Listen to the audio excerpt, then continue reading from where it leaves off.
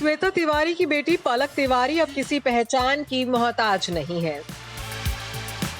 Super popular actress mom Shweta की shadow में से निकलकर पलक अब ग्लैमर इंडस्ट्री में अपनी अलग पहचान बनाने में बिजी है।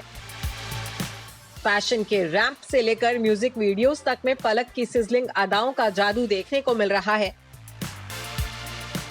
अपने बोल्ड और फैशनेबल ड्रेसिंग सेंस की बदौलत भी पलक खूब लाइमलाइट पर टोरती हैं।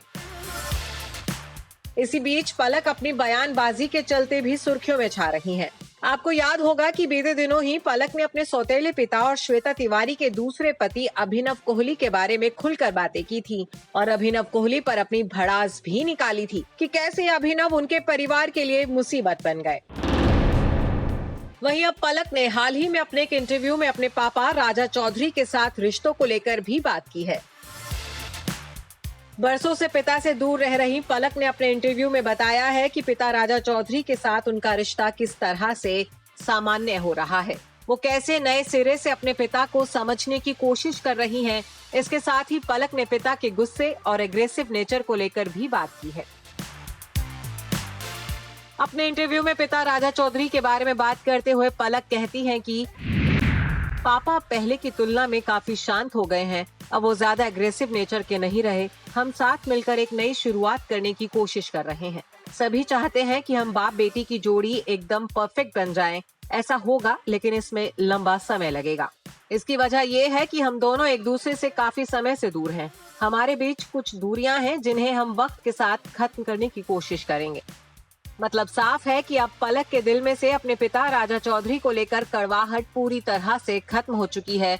वो अपने पिता को समझने और पिता के साथ रिश्ते सामान्य करने की कोशिश कर रही हैं।